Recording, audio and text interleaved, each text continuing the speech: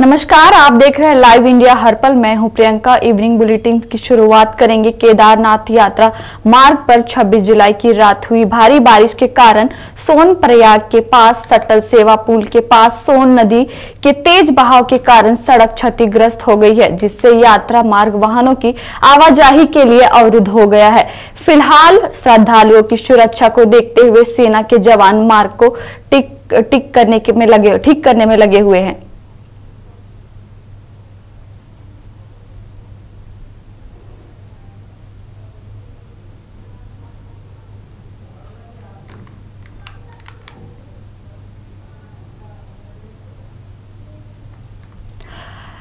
आम आदमी पार्टी सांसद संजय सिंह ने कहा है कि बीजेपी दलितों पिछड़ों की विरोध आम आदमी पार्टी संजय सिंह ने कहा है कि बीजेपी दलितों पिछड़ों आदिवासी अल्पसंख्यक मुस्लिम ईसाइयों सिखों के विरोधी हैं और अगर यह ओबीसी आरक्षण बिल आया है और बीजेपी की मंशा साफ है तो उन्हें ये बिल साफ करना चाहिए। यह बिल देश के पिछड़े वर्ग के लोगों के हित में है और हम इस बिल पर एक बार नहीं बल्कि 1000 बार समर्थन करेंगे। आरक्षण बिल आया, भारतीय जनता पार्टी की नीयत साफ है और मैं फिर दोहरा रहा हूं, भारतीय जनता पार्टी दलितों, पिछड़ों, आदिवासियों, अल्पसंख्यकों, मुसलमानों, ईसाइयों, सिखों की विरोधी है। नहीं दिए हुए है, ये किसी के सगे नहीं है। और अगर ये ओबीसी का आरक्षण बिल आया है और भारतीय जनता पार्टी की नीयत साफ है तो इस बिल के वो पास करें। क्यों विरोध कर रहे हैं इस बिल का? अगर बीजेपी की नीयत ठीक है, आप हमको जेल में भेजना चाहते हैं भेजिए, फांसी चढ़ाना चाहते हैं चढ़ाइए, लाठी चलाना चाहते हैं चलाइए, लेकिन ये बिल देश के पिछड़े वर्ग के लोगों के हित में है और इस बिल का समर्थन एक नहीं 1000 बार करेंगे। और हमारे किसी भी साथी सांसद को, भाजपाइयों को कान खोलकर सुन लेना चाहिए। जब तक मैं सदन के अंदर हूं, हमारे किसी भी विपक्षी सांसद को, चाहे वो कांग्रेस पार्टी का हो, चाहे वो समाजवादी पार्टी का हो, सीपीएम का हो, सीपीआई का हो, आरजेडी का, पवार जी की पार्टी का हो या शिवसेना का हो या टीएमसी का हो, किसी भी पार्टी के सांसद को या डीएमके का हो, रोक टोक करोगे, जबरदस्ती करोगे तो उसके खिलाफ बोलूंगा, उसके खिलाफ आवाज उठाऊंगा। और ये बंदर घुड़की हमने बहुत देखी है तुम लोगों की, इसके चक्कर मत पड़ना। अगर तुम्हारी नीयत साफ है, मैं प्रधानमंत्री नरेंद्र मोदी जी से कहना चाहता हूं, मोदी जी अगर आपकी पार्टी की और आपकी नीयत साफ है तो इससे बढ़िया और अच्छा बिल कोई नहीं आ सकता। इस बिल को पास कीजिए, आप इसको पास कीजिए। जनसंख्या के आधार पर ओबीसी का आरक्षण होना चाहिए। कराइए देश के अंदर जातीय जनगणना, पता कीजिए कितने ओबीसी समाज के लोग हैं और उसके आधार पर आप आरक्षण पास कीजिए। इस बिल का विरोध करके भारतीय जनता पार्टी ने अपने काले चेहरे को पूरे देश के सामने बेनकाब किया है। ये दिखाया है कि किस तरीके से वो एक इतने शानदार और अच्छे बिल का विरोध कर। बढ़ेंगे आगे। दिल्ली में नीति आयोग की बैठक पर पश्चिम बंगाल की सीएम ममता बनर्जी ने कहा, 3 साल से हमारा 100 दिन का काम मनरेगा बंद करके रखा गया है, आवास योजना बंद करके रखा है। ऐसा कोई सरकार नहीं चलती। आप अपनी पार्टी और दूसरी पार्टी में भेदभाव नहीं कर सकते हैं। आप केंद्र में सत्ता में हैं। उसको फाइनेंशियल पावर दीजिए, नहीं तो प्लानिंग कमीशन को वापस ले आइए। मैं और एक बात बोला, देखिए मेरे स्टेट के लिए भी आपको कहना है कि आप 3 साल से हमारा 100 दिन का काम बंद करके रखा, आप आवास योजना बंद करके रखा, प्रधानमंत्री योजना बंद करके रखा, अब रूरल रोड बंद करके रखा। ऐसे कोई गवर्नमेंट नहीं चलते हैं। आपको डिस्क्रिमिनेट नहीं करना चाहिए। If you discriminate between your party and other party, how the country will run? When you are in power, you have to take care for all. Boys and girls. मैंने जो बोलना एक ने बोला है, उसका बाद में बस मैं हूँ माइक स्टॉप कर दूँ। आप छोड़कर आ रहे हैं, दीदी आप देखिए वॉकआउट बोलने चाहते थे दादा लेकिन मेरे को बोलने के लिए वो 5 मिनट में स्टॉप कर दिया। जब हमारा से बहुत आगे जो बोला है 5 जन और लोगों ने कोई 20 मिनट बोला, कोई 15 मिनट बोला, कोई 10 मिनट बोला। अपोजिशन से मैं अकेला आया, लेकिन तब फिर मेरे को 5 मिनट में स्टॉप कर दिया। This is इंसल्टेशन। I will not. अरे दीदी इसी के साथ आगे बढ़ेंगे। जोधपुर राजस्थान केंद्रीय मंत्री गिरिराज सिंह 2 दिवसीय दौरे पर जोधपुर पहुंचे। उन्होंने कहा कृषि के बाद अगर कोई रोजगार देने वाला क्षेत्र है तो वह टेक्सटाइल, हैंडलूम, हैंडीक्राफ्ट है और जोधपुर एक बहुत बड़ा हैंडलूम हैंडीक्राफ्ट का सेंटर है। मैं यहां कल NIFT के 2 हॉस्टल कैंपस का उद्घाटन करने आया हूं। भारत की सरकार हर क्षेत्र में विकास के नए नए आयाम कर रहे हैं। राजस्थान भी हर कोई कसर नहीं छोड़ेंगे। सर वस्त्र मंत्रालय जब आपने संभाला है उसके बाद में जोधपुर को आज पहला दोहरा है आपका। जोधपुर और नहीं पूरे मारवाड़ को आपको बहुत ही मतलब आपसे आस है टेक्सटाइल इंडस्ट्री को लेकर, जो भी प्रदूषण वगैरह फैलता रहता है उसमें कई तरह की दिक्कत आती है और 2 लाख मजदूर इससे जुड़े हुए हैं। कृषि के बाद अगर कोई रोजगार देने वाला क्षेत्र है तो वो टेक्सटाइल है, हैंडलूम है, हैंडीक्राफ्ट है। जोधपुर एक बहुत बड़ा सेंटर है हैंडीक्राफ्ट, हैंडलूम। और आज मैं आया हूँ कल निफ्ट में 2 हॉस्टल के कैंपस का उद्घाटन करने के लिए। भारत की सरकार हर क्षेत्र में विकास के नए नए आयाम कर रहे हैं। राजस्थान में भी हम जितना हो सकेगा कोई कसर नहीं छोड़। बढ़ेंगे आगे। जम्मू कश्मीर मच्छल सेक्टर के कामकारी में भारतीय सेना और आतंकवादियों के बीच मुठभेड़ जारी। कई दिनों से पुलिस प्रशासन की ओर से आतंकवादियों पर नजर रखी जा रही थी। ऐसे में आतंकवादियों और भारतीय सेना के बीच फिलहाल मुठभेड़ जारी है।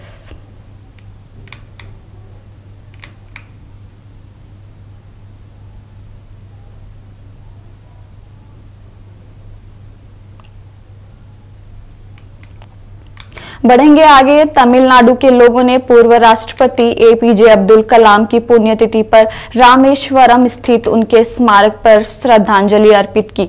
बता दें कि आज अब्दुल कलाम की पुण्यतिथि है। ऐसे में देश भर के आम से लेकर खास हर कोई उनकी पुण्यतिथि पर उन्हें श्रद्धांजलि अर्पित कर रहा है।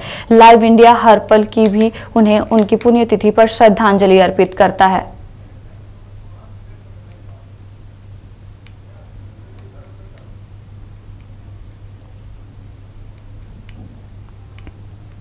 इसी के साथ आगे बढ़ेंगे। हैदराबाद नए आपराधिक कानूनों के संबंध में दयानिधि मारन के बयान पर केंद्रीय मंत्री प्रहलाद जोशी ने कहा, हमने जो 3 कानून बनाए हैं वे संस्कृत के शब्द हैं।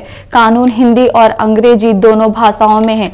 क्या इससे पहले कांग्रेस के समय में हिंदी नाम पर कानून नहीं बनाए गए? उनके पास कोई मुद्दा नहीं है, इसलिए ऐसी बातें कर रहे हैं।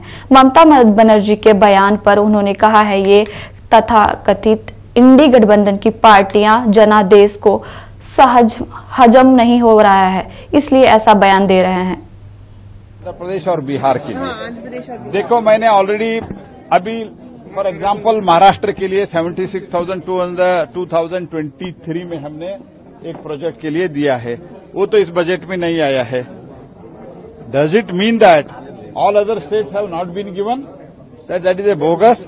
And Tamil Nadu, as far as Mr. Dayanidhi Maran, if I can say, Tamil Nadu also highest allocation of this devolution of fund, granted needs, projects, it has been done. It has been given a proper reply, and Honorable FM will also give a proper reply tomorrow. Sir, Dayanidhi Maran ये भी कहते हैं कि I have respect for Hindi, but why are you imposing all the laws in Hindi? No, क्या ये तो जो है संस्कृत का शब्द सेंटेंस है।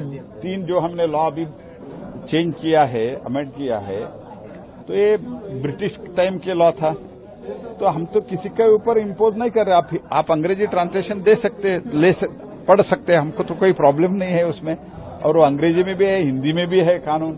This is number 1। नंबर 2, इससे पहले कहीं नहीं हुआ कि हिंदी का नाम पे कानून हुआ ही नहीं कांग्रेस के टाइम पे। ये सब not because they don't have any issue to talk in a loud voice against this Modi government, they are trying to raise this issues which are non issues. Sir, एक और सवाल, आज नीति आयोग का मीटिंग हो रहा है, लेकिन साथ ही साथ ममता बनर्जी जो है वो she walked out of the meeting saying that there is complete discrimination, she was not allowed to speak in the meeting, whereas other parties were speaking for 10 to 20 minutes. What has happened actually in Niti Aayog, I have not seen. I was traveling and I am just here. I will verify that, but I can only say these so-called Indi Gathbandhan, because it is not at all a Gathbandhan, because Mamta did not give single seat, and Mamta how she handles or what respect she used to the Congress in West Bengal, everybody knows. But these parties, because they are not able to digest the mandate of the people, they are crying foul. इसी के साथ आगे बढ़ेंगे। Ayodhya Karnataka cabinet द्वारा रामनगर जिले का नाम बदलने पर श्री राम जन्मभूमि मंदिर के मुख्य पुजारी आचार्य सत्येंद्र दास ने कहा, योगी आदित्यनाथ राम मंदिर की परंपरा सनातन की परंपरा के अनुसार नाम बदलते हैं। देखिए उन्होंने क्या कुछ कहा। के विधायकों द्वारा प्रस्तुत प्रस्ताव को स्वीकार कर ले, जो कि इससे पहले महाराज जी भगवान राम के नाम से सरकार ने किया था, रामनगर नाम किया गया, उसको बदल दिया गया है। हाँ, तो योगी आदित्यनाथ ने अपने ढंग से भाई योगी आदित्यनाथ जी अपने ढंग से सनातन धर्म की परंपरा, भगवान राम की परंपरा के अनुसार नाम बदलते हैं, और वो अपने दक्षिण भारत के जो है वहाँ के वो अपने ढंग से नाम बदलते हैं। तो नाम बदलने में कौन बात है? वो भगवान के नहीं मानते, जब राम को नहीं मानते, राम नगर है तो चाहे जो वो लंका नगर कर सकते हैं। तो इसलिए अपने अपने ढंग से अपने अपने प्रांतों में उनका अपना अधिकार है, अपने अधिकार के अनुसार नाम बदल देते हैं। तो इसमें कौन सी बात है, नाम बदला जाएगा। उधर केंद्रीय मंत्री बीजेपी सांसद प्रहलाद जोशी भी कहना, राम और राम मंदिर, यहाँ तक कि राम के नाम के प्रति उनको एलर्जी दर्शाता है। उन्होंने काफी एलर्जी है, जब हम राम मंदिर का निर्माण कर रहे थे तब ऐसा करते थे, लेकिन रामनगर का नाम बदलने से फैसले पर कांग्रेस पार्टी सरकार को साबित कर दिया है कि राम विरोधी। बस बिल्कुल सही है, वो तो ठीक हमारे जो नेतागण अपने बोल रहे हैं कि राम विरोधी है, इसीलिए राम का नाम उनको नहीं लगता अच्छा, इसलिए राम का नाम बदल दे रहे हैं। तो ऐसे नाम के नाम बदलने वाले जो सनातन विरोधी हैं, ऐसे सनातन विरोधी नाम करते हैं। ऐसे सनातन विरोधियों का मैं घोर निंदा करता हूं, और ऐसे जो भगवान राम का या सनातन धर्म का नाम बदलते हैं वो निंदनीय है, और उनके ऊपर कठोर कार्यवाही करना चाहिए। बढ़ेंगे आगे। दिल्ली की मंत्री आतिशी ने कहा, आज दिल्ली के सभी सरकारी स्कूलों में मेगा पीटीएम है। हमने आज सभी अभिभावकों को आमंत्रित किया है। जैसा कि आप जानते हैं कि अरविंद केजरीवाल सरकार ने सत्ता में आने से पहले सरकारी स्कूलों में कभी पीटीएम नहीं होती थी।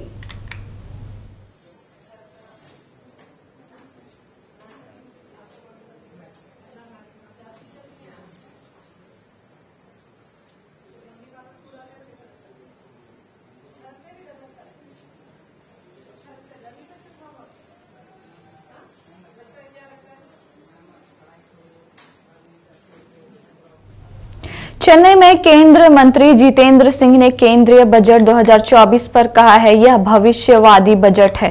स्टार्टअप, रोजगार जैसे विषयों पर विशेष बल दिया गया है। एंजल टैक्स को हटाया गया है। महिला सशक्तिकरण पर भी बल दिया गया है। देखिए उन्होंने क्या कुछ कहा। I think we have to thank the Honorable Prime Minister for one of the most futuristic budgets, which raises hope, which raises the promise for India of 2047. And this is a budget which has 9 priorities, as you all know. It has focused on futuristic themes like startups for youngsters. It gives a huge emphasis on employment generation on livelihood avenues. Like, for example, we have a startup stipend, or shall I say an internship or skill training, which is like a paid internship where the young boys and girls will be able to do their skill upgradation along with a paid stipend of 5,000, which is, I think, a unique idea, a very innovative idea. At the same time, it has also taken some unorthodox decisions, very bold decisions like abolishing the angel tax, which will now be available for the startup to invest and to supplement their work. It has given emphasis on women development, for 3 lakh crore for the women-led development. And as far as Tamil Nadu is concerned, I think Tamil Nadu has not only got its due, in certain areas it has even received more because of the assets that it has. It has a huge marine potential, blue economy potential, which is one of the flagship programs of the Government of India. And I wish the state government also is equally responsive to this. It has a huge resource of fisheries. The Government of India has not only come out with separate exclusive plans for that, but has also focused on these areas, and I hope the state government will also respond in the equal measure and the same spirit.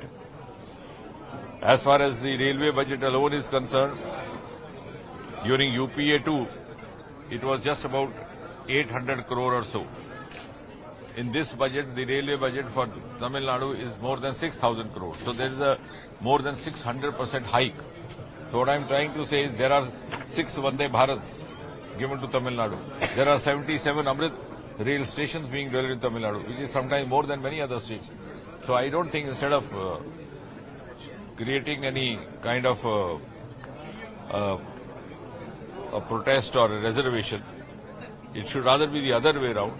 They should make the best use, and that is also because Prime Minister Modi has a huge respect for the Tamil culture. It was he who also encouraged the Kashi Sangamam and made the people realize the cultural union between the North and the Tamil and the union of faiths. So I think we should all, in the interest of the stakeholders, in the interest of youth, try to unitedly avail of this budget and make others also understand the benefits of it. So space budget you allocated 13,000 crores. Do you think it is enough? You know, you have big ambitions. No, that's Mr. Modi has big ambitions. No, actually, like space station and moon landing, man landing. No, I'm glad you asked that. Actually, for space, we have now opened up for public-private participation. So it's going to be a reinforcement of all the sources. But in addition to that, for the space sector, 1,000 crore has been earmarked as a venture fund. And we also envisage that in the next 10 years, India's space economy will grow 5 times. It will be an important component in the overall economic growth of India. And not only that, with the changeover in the policy, which has happened in 3 years back only, in just about 8 months beginning from 1st April to 31st of December 2023, we had a private sector investment of more than 1,000 crore. So that's a quantum jump. From one startup in the space sector, now we are almost 200 startups. So I think, and now we are going to have National Research Foundation, for which this budget has earmarked 1 lakh crore. But in addition, there will be more than 50-60% of resource from the non-government sources. So that will create an ecosystem which will be above all the silos. It will be much, much more integrated. So there will be pooling of resources, not only knowledge-wise, but also money-wise. And therefore, we should look at it in totality. So, but when moon landing, etc., are planned, manned moon landing, space station are planned, do you think 13,000 crores? No, for many missions, we have separate allocations also. Like for Gaganyaan, we have a separate allocation. So it's in totality we are working.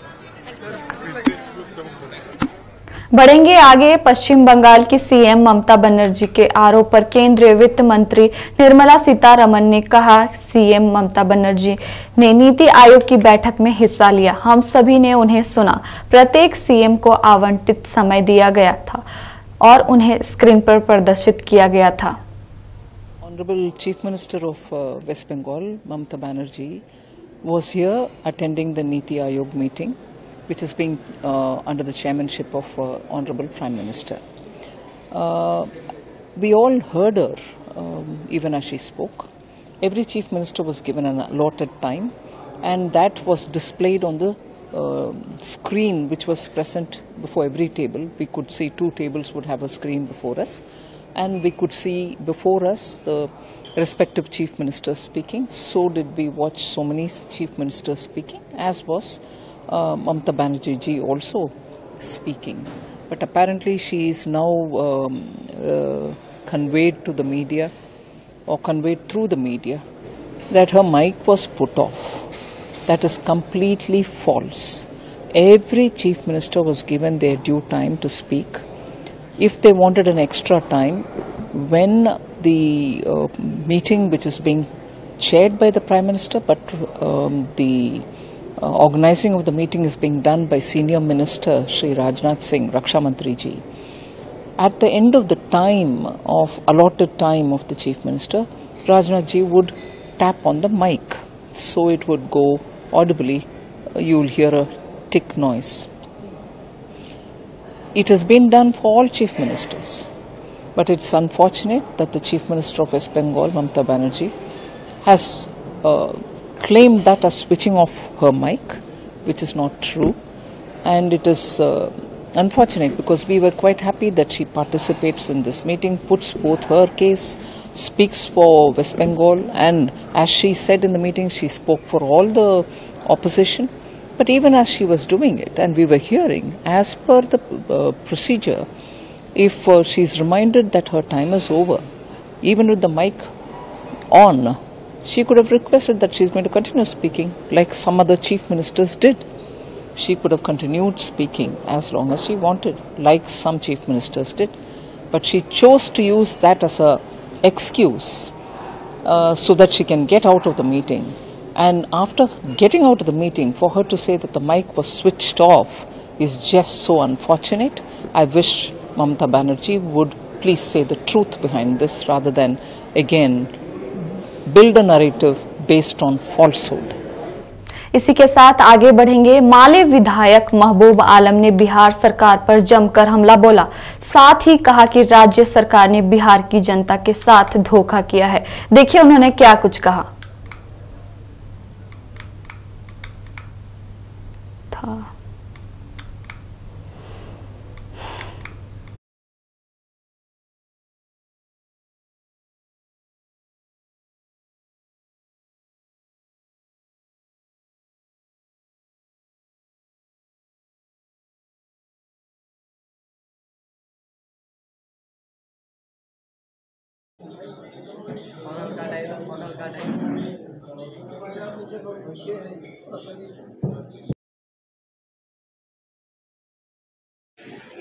देखिए बातें तो आ गई हैं, मगर ये जो अगर आप देखेंगे कि दिल्ली के तर्ज पे अब बिहार को चलाया जा रहा है, जिस तरह से। वहीं अगली खबर की ओर बढ़ेंगे। बौद्धि वृक्ष कॉरिडोर निर्माण सह पद यात्रा को किया गया प्रारंभ। ये लुम्बिनी तक चलता जाएगा। बौद्धि वृक्ष कॉरिडोर अभियान प्रथम चरण में गया से राजगीर के बीच 500 मीटर की अंतराल पर बौद्धि वृक्ष का किया जाएगा रोपण। विभिन्न राज्यों के पर्यावरण प्रेमी पहुंचे गए। मौज और ज्ञान की नगरी गया जिले से पीपल की नीम और तुलसी अभियान पटना के आयोजकों के द्वारा शहर के ब्रह्मायोनी पर्वत से बौद्धि वृक्ष कॉरिडोर निर्माण सह पद यात्रा कार्यक्रम का संयोजन किया गया है। आयोजित कार्यक्रम में पीपल, नीम और तुलसी अभियान के संस्थापक धर्मेंद्र कुमार, पर्यावरण प्रेमी अशोक कुमार, ऑल इंडिया भिक्षु संघ के कोषाध्यक्ष प्रज्ञादीप भंते सहित स्कूली बच्चों व पर्यावरण संरक्षण के कार्यकर्ता उपस्थित हुए। ब्रह्मायोनी पर्वत पर बौद्धि वृक्ष पीपल का वृक्ष लगाकर इस पदयात्रा को प्रारंभ किया गया। यह पदयात्रा गया से राजगीर तक किया जाएगा, जिसमें गया से राजगीर की 60 किलोमीटर की दूरी को तय करेगी। वहीं गया से राजगीर की 60 किलोमीटर की दूरी के दौरान हर 500 मीटर के अंतराल पर एक बौद्धि वृक्ष का रोपण किया जाएगा। साथ ही स्थानीय ग्रामीणों को पर्यावरण के बारे में जागरूक भी करेंगे ताकि वे लोग भी अपने अपने क्षेत्रों में अधिक से अधिक वृक्ष को लगाएं और पर्यावरण संरक्षण के साथ साथ मनुष्य को मिलने वाली शुद्ध ऑक्सीजन पशुओं पक्षियों सहित अन्य जीव जंतुओं को भी प्राप्त हो सके।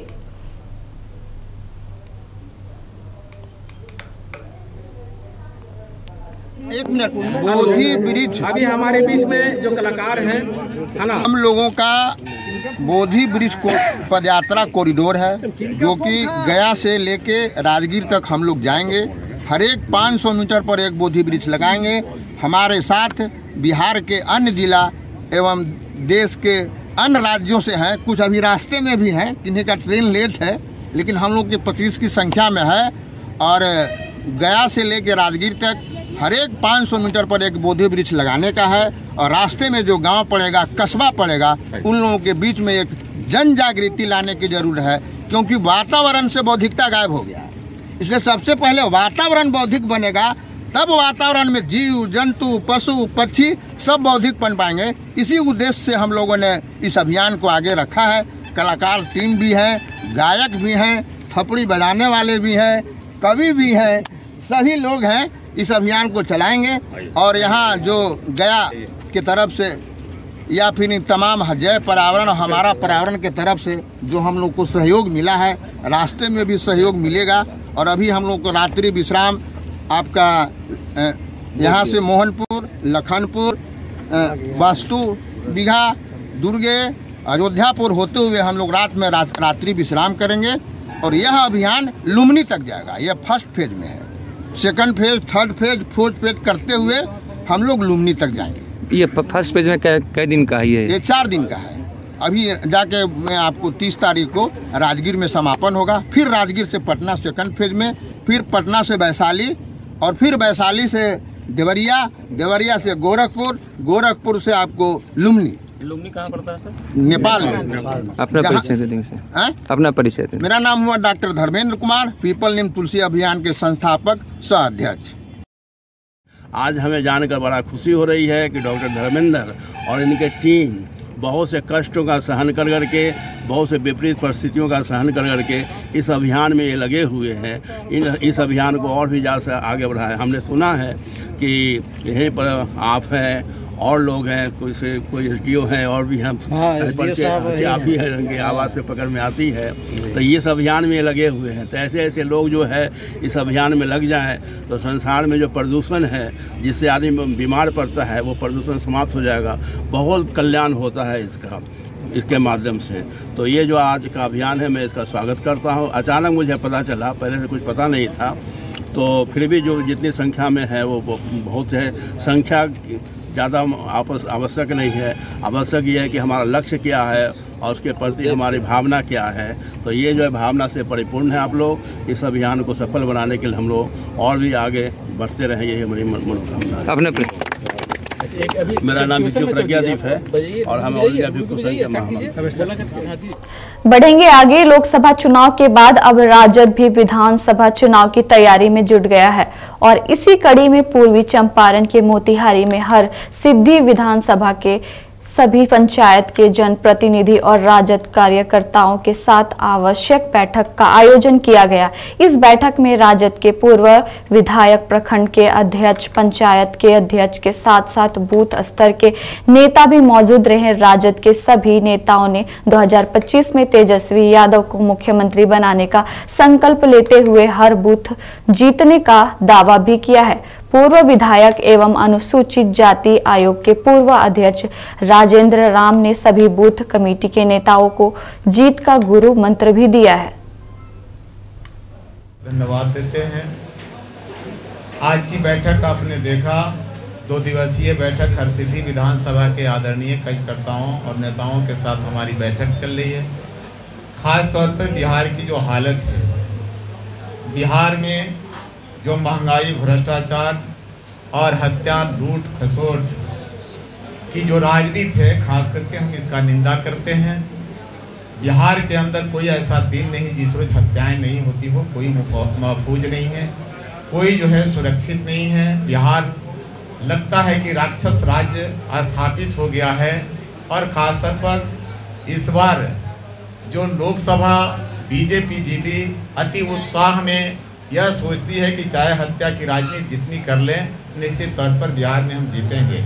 आप सबों के माध्यम से हम एनडीए के लोगों को यह बात बतला देना चाहते हैं कि झूठ पर आधारित राजनीति बहुत दिन नहीं चलती है और देश के अंदर महंगाई की मार जो हालत देखने को मिल रहा है, देश के अंदर जो बेरोजगारी दिखा है, देश के अंदर अत्याचार, अनाचार और उत्पीड़न देखा है, निश्चित तौर पर देश के अंदर जो हुआ है वह बिहार की जनता देखी है और बिहार के अंदर बिहार की एक एक नेता और एक एक कार्यकर्ता जो महागठबंधन के साथी हैं वह इस बात को अपने अंदर उतार रखे हैं कि बिहार के अंदर जो 25 का चुनाव है, 25 के चुनाव में हम अपने कार्यकर्ताओं को बूथ के स्तर पर मजबूत करेंगे और उसी कड़ी में हरसिद्धि विधानसभा के अंदर प्रत्येक बूथ को हम कैसे मजबूत करें और पार्टी जिस स्तर पे टिकट निर्धारित करती है, निश्चित तौर पर बूथ को मजबूत करके हरसिद्धि विधानसभा हम जीतें और किसी तरह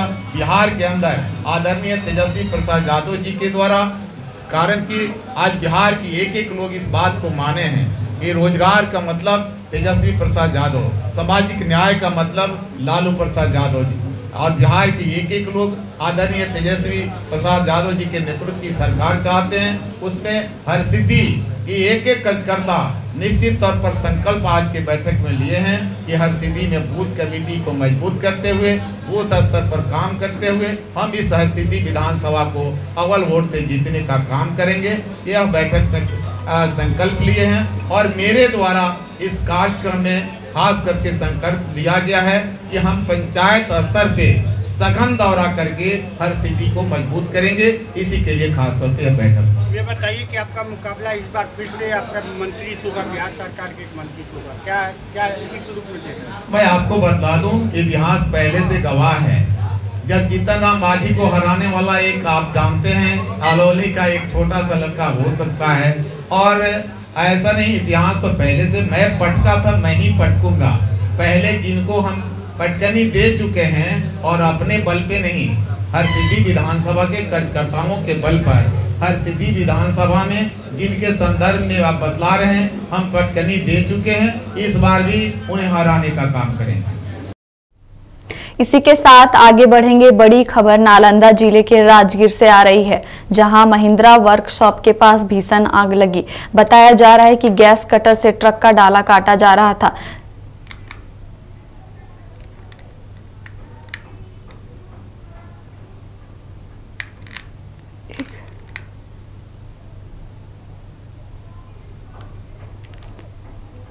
एक मिनट।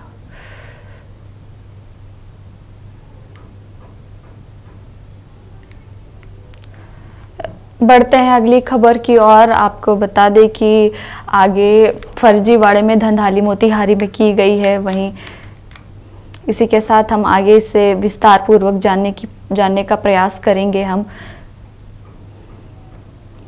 बौखलाया यूनिवर्सिटी प्रशासन ने छात्रा को किया निलंबित। मोतिहारी का महात्मा गांधी सेंट्रल यूनिवर्सिटी एक बार फिर सुर्खियों में है। सेंट्रल यूनिवर्सिटी में एक हुए धंधाली व अवैध नियुक्तियों में हुए फर्जीवाड़े का खुलासा सोशल मीडिया पर आवाज उठाने पर छात्र नेता सह विश्वविद्यालय के मीडिया विभाग के छात्र पर कार्रवाई हुई है।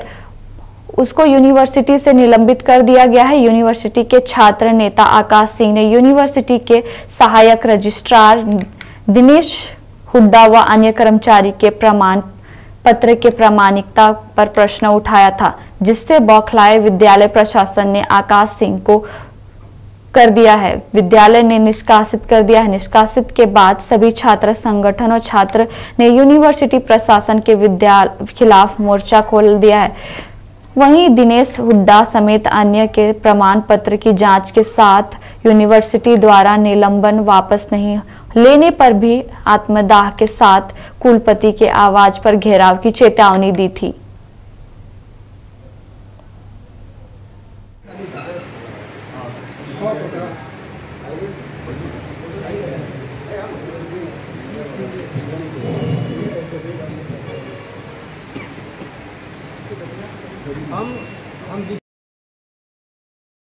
पहले तो आप सभी का बहुत बहुत धन्यवाद कि आप सभी मेरे एक आमंत्रण पे और एक छोटे भाई के रूप में अपना सहयोग देने के लिए यहाँ आए, इसके लिए आप सभी का बहुत बहुत धन्यवाद। हम अपनी ओर से, हम अपने पूरी टीम की ओर से और हम अपने नेता आदरणीय पप्पू यादव जी की ओर से आप सबका बहुत बहुत धन्यवाद देते हैं।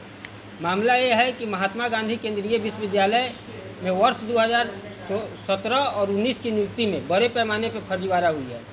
विश्वविद्यालय के सेक्शन ऑफिसर के पद पर दिनेश हुड्डा की नियुक्ति गलत और अवैध प्रमाण पत्रों को लगाकर की गई है। सेक्शन ऑफिसर के लिए यूजीसी का रेगुलेशन में रूल है कि यूडीसी चाहिए, 8 वर्ष का एक्सपीरियंस होना चाहिए अपर डिवीजन क्लर्क के रूप में, लेकिन दिनेश हुड्डा एलडीसी के रूप में उन्होंने अपना एक्सपीरियंस लगाया है। कई तरह की मांगे थी, लगातार 1 वर्षों से हम माननीय कुलपति जी से मिल करके उनको पर्सनली बता करके और उन्होंने हमें कहा कि आप व्यक्तिगत रूप से हमें मेल कीजिए, हम कार्रवाई कराएंगे। 1 वर्ष से लगातार शिक्षा मंत्रालय, यूजीसी, माननीय राष्ट्रपति महोदय के यहाँ सभी जगहों पर उनकी शिकायत है। पूर्व में 2 माननीय सांसद आदरणीय पप्पू यादव जी और आदरणीय डॉक्टर अरुण कुमार जी, दोनों लोगों ने पत्र लिख करके दिनेश हुड्डा के नियुक्ति की जांच कराने की मांग की थी और यहाँ जो भी नियुक्तियाँ 17 और 19 में हुई थी उसकी मांग की थी, लेकिन कोई कार्रवाई नहीं हुई। इसी बीच विश्वविद्यालय दिनेश हुड्डा को सेक्शन ऑफिसर से असिस्टेंट रजिस्ट्रार के रूप में प्रमोशन देने के लिए एक प्रमोशन परीक्षा करा रही थी। उस दौरान हमने ऑब्जेक्शन किया कि जब तक दिनेश हुड्डा की नियुक्ति की जांच न हो और जब तक उसको क्लीन चिट ना मिल जाए तब तक उसको कोई प्रमोशन नहीं दिया जाए। हमने एक वीडियो अपना सोशल मीडिया पर उस दौरान जारी किया था। उसी वीडियो को आधार बना के केंद्रीय विश्वविद्यालय प्रशासन, प्रोक्टोरियल बोर्ड एक काला कानून लाई है प्रोक्टोरियल मैनुअल के नाम में, जिसमें मीडिया में बोलने की आज़ादी को छीन ली गई है। आप सोशल मीडिया पर कुछ नहीं लिख सकते अपने हक और अधिकार की आवाज़ को, वैसा कानून ला करके और मुझे विश्वविद्यालय से एक षड्यंत्र के तहत फर्जी और अपने चहेते लोगों को बचाने के लिए मुझे षड्यंत्र के तहत विश्वविद्यालय से सस्पेंड कर दिया गया। मैं उसी विश्वविद्यालय के मीडिया स्टडी डिपार्टमेंट के पीजी प्रथम सेमेस्टर का विद्यार्थी हूँ और प्रोक्टोरियल बोर्ड ने सबसे पहले तो हमें इस वीडियो के नाम पे लगातार टॉर्चर किया। 2 बार शो को नोटिस करके हमें बुला करके 2.5 घंटे तक टॉर्चर किया। मानसिक रूप से विक्षिप्त पागल प्रोक्टोरियल बोर्ड के सदस्यों ने हमको कहा। 6 कैमरा की निगरानी में हमारी एक अपराधी की तरह हमारे साथ व्यवहार किया जा रहा था। उससे भी मन नहीं भरा तो विश्वविद्यालय प्रशासन ने हमें अपने बीच के रास्ते से हटाने के लिए और अपने फर्जी चहेतों को बचाने के लिए हमें विश्वविद्यालय से निलंबित कर दिया है। हम पूछना चाहते हैं विश्वविद्यालय के माननीय कुलपति जी से, हम आपके पुत्र की तरह है, हम उसी विश्वविद्यालय के स्टूडेंट हैं, आप मेरे गार्जियन हैं। हमने तो माफ़ी मांगा था कि मेरे किसी बात से अगर आपको दिक्कत हुई होगी तो हम माफ़ी चाहते हैं, फिर हमको सस्पेंड करके इतना हमसे बैर है कुलपति जी, इतनी नफरत हमसे। अब हम तो कुछ नहीं बोलेंगे। अब ये लड़ाई बिहार और चंपारण के छात्रों की है, चूँकि हम लगातार बिहार और चंपारण के छात्रों के हक और अधिकार की लड़ाई लड़ते हैं। अब बिहार और चंपारण के छात्र ही बताएंगे कि वो लोग हमें कहाँ न्याय मिलेगा। अगर हमें न्याय नहीं मिलता है तो हम आत्मदाह भी करने के तैयार हैं। उन्नू बाबू, पहले तो आप सभी का बहुत बहुत धन्यवाद कि आप सभी। इसी के साथ बढ़ेंगे आगे। बड़ी खबर चंपारण से, रामनगर से, जहां 2 दर्जन से अधिक बच्चों की अचानक तबीयत बिगड़ी। आयरन का गोली खाने से सभी बच्चों की अचानक तबीयत बिगड़ गई है। घटना रामनगर थाना क्षेत्र के मुंडेरा गांव के राजकीय प्राथमिक उत्क्रमित मध्य विद्यालय की बताई जा रही है। सभी बच्चों को ग्रामीणों को और शिक्षकों की मदद से तत्काल रामनगर प्राथमिक स्वास्थ्य केंद्र में लाया गया है, जहां सभी का इलाज चल रहा है। इस संबंध में रामनगर थानाध्यक्ष ललन कुमार ने बताया, सभी बीमार बच्चों को तत्काल रामनगर पीएचसी में भर्ती कराया गया है और इलाज कराया जा रहा है। सभी बच्चों को खाना खिलाने के बाद आयरन की गोली दी गई थी, जिससे खाने के बाद बच्चे बेहोश होकर गिरने लगे थे। सभी को इलाज के लिए ग्रामीणों के सहयोग से रामनगर पीएचसी लाया गया है।